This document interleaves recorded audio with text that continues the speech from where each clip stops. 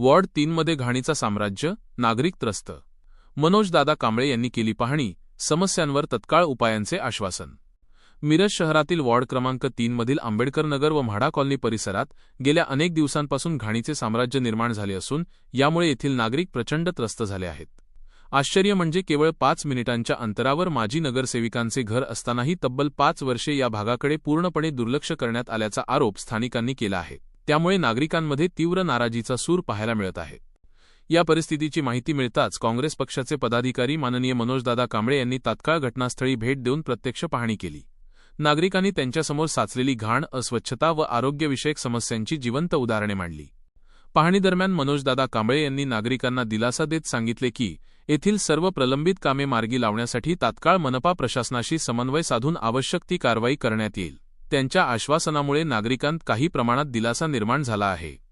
Ward 3 परिसरातील वाढती अस्वच्छता, प्रशासनाचे दुर्लक्ष आणि नागरिकांचा रोष यामुळे या प्रश्नावर लवकरात लवकर तोडगा निघणे अत्यावश्यक ठरले आहे.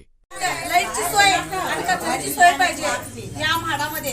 आणि लहान लहान मुलं अंधारात ना कुठं जातात काय जातात आम्हाला रात्रीचं कळत नसते. तरी पण आम्ही हुडकत आम्ही आणि आम्हाला लाईट पहिला होती ना तसं जोडून देऊ दे, नंतर आमची स्वतःची मीटर देऊ दे. बस आम्हाला घरपट्टी आणि लाईट बिल तेवढं पाहिजे आणि बाथरूमची तेवढी सोय पाहिजे आणि चेंबर तेवढं चालू करून द्या. आम्हाला एवढं पाहिजे आहे.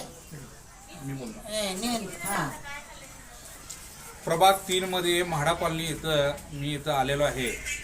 आता ह्या ठिकाणी मी प्रभाग 3 मध्ये जे नागरिक आहेत त्यांच्या समस्या जाणून मी इथे आलेलो आहे. प्रभाग 3 मध्ये म्हाडा कॉलनीमध्ये कमीत कमी 1,500 लोकांचे लोकवस्ती आहे. या इथं संडास बाथरूमची सोय नाही. म्हाडामध्ये बाथरूम आहेत पण ते पण पूर्णपणे फुटलेले आहेत, चोकअप झालेले आहेत. त्याला कोण म्हणजे वाली नसल्यागत आहे. 5 मिनिटाच्या अंतरावर माझी नगरसेविका असून देखील इथं बघितलं जात नाही आहे. लोकांची समस्या आहे की कॅमेऱ्यातनं बघूनच नाही म्हणून सांगितलं जातं आहे. मतदानच्या वेळेतच हे लोक येतात असं नागरिकांचं म्हणणं आहे. परत ह्या इथं कचरा उठाव नाही आहे.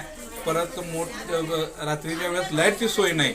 अशा प्रकारे इथं समस्या आहेत आणि काही महिला भगिनींनी ह्या समस्या मांडलेल्या आहेत आणि मी उद्याच्याला याचा पाठपुरावा महापालिकेच्या अधिकाऱ्यांकडे करणार आहे.